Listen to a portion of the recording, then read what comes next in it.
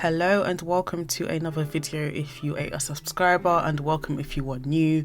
As you can see by the title of today's video, we are going to detox my locks. I have been locked for 2 years. I should have detoxed my hair at 1 year, to be honest, but I didn't really think my hair is that dirty. I'm not gonna lie to you, and you'll see by the end of this video that my hair is dirty, but it doesn't have crazy build-up. I'll tell you that, because I am very particular about my hair. One thing I do want to say, as we probably all know the ingredients for a lock detox, please use distilled water. Don't use tap water. Distilled water is the best water you can use, especially for doing a process like this, because it's just simply purer. It's more distilled, I think, if that's the right word, or more filtered, so it's a lot better. As you can see, I'm adding in some lemon juice, some apple cider vinegar, and then lastly I'll be adding in some baking soda. But I'm not gonna lie, I'm just winging it. The measurements vibes. But one thing I do know is that it's more water to less apple cider vinegar to less lemon juice, and also less baking soda. As you can see, it's all bubbling here, it's all getting fizzy woo, but please, that was actually not that much in reality. As you can see, there's not that much coming out the box of that baking soda, so please don't get worried. Like, please don't get worried. It's not that much, it's not that deep.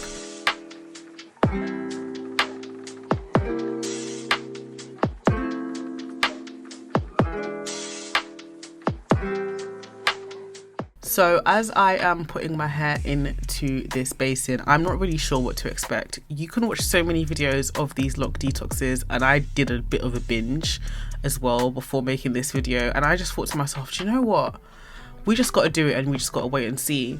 Now, I added some baking soda on the actual length of my locks near my scalp, just to help with that reaction to happen, that chemical reaction. And then I got a cup and just put that mixture also onto my scalp as well, rubbed it a little bit just to make sure all of my hair is saturated.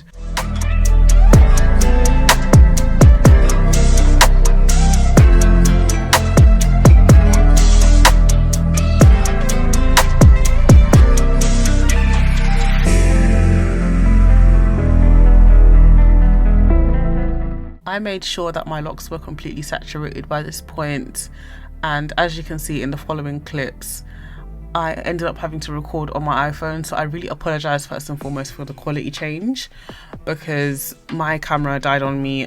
As you can tell, I was already in the basin, so getting up and grabbing the camera and getting an extra battery just wasn't going to run this time. But as you can see, this is after about 20-25 minutes, and I'm squeezing my locks and I'm not seeing anything on my fingers, and I'm completely confused because the water is telling me otherwise. But I think for the sake of me being really careful, like I said, with my hair, that's probably why there isn't that much build up. But I'm going to make sure that I continue to do what I've been doing to my locks, and also continue to make sure that I do a detox regularly. So I plan to do a detox at least once a year, and just as my locks mature, just also continue to be more mindful of how I treat my locks. I think I've done so well to get to this point and not have crazy build up like you can see with some other people's locks, and they're super unlucky to be at that stage, right? But for me, I'm not gonna lie, I got a big head at this point. I was so gassed. I was thinking, oh, that actually means that my hair's not that bad. The results after I took my hair out and then I went to wash my hair as normal. I do already have a video on my channel of my lock wash day. That hasn't changed 2 years later, and if you're interested in watching, you can just check the link in the description, or I will link it in the cards above. Let's get into this oil only retwist then. So I use rose water and castor oil, and my hair, first of all, was really quite clean. I mostly dyed my hair black throughout the first year of my lock journey with a skunk stripe. I am thinking about bringing that back. I really miss it. I feel like it's just a part of me that I've divorced and I can't get it back right now, but I am thinking about bringing it back. Anyway, that's another story. I'm just thinking out loud here. So I sprayed with rose water as usual. I added some castor oil into a bottle, and then I added my own lock oil, which is a lot lighter, into that bottle just to dilute the castor oil a little bit. Shake it up, and then I began to retwist. Now, I am not crazy about parts. at the back, it's none of my business at the back what my hair looks like. As long as it's neat enough for me and my standards, then I'm good to go. And this was a level for me that I realized in my lock journey that I just was a lot more comfortable with. I do care about separating the locks at the root, that type of vibe, but I'm not the clean parts type of girl. So you're not going to get that with this retwist. I think for me the most important thing is to actually just guide the hair, or continue to guide my hair and maintain my locks in the right way. So I just kept retwisting until I get to the top. I only palm roll at the root, and I think with the maturity of my locks at the moment, I don't think I need to palm roll at any other point in my lock. You know, in the start lock phase, because you have so much frizz, you're looking to normally palm roll or locksmith further down the lock.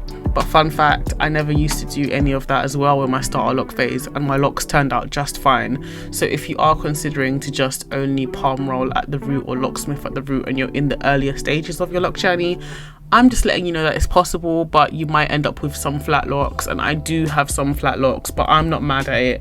I don't care about flat locks. I think flat locks give some character, and I really can't wait for my hair to mature even more so that I can see that become real and real.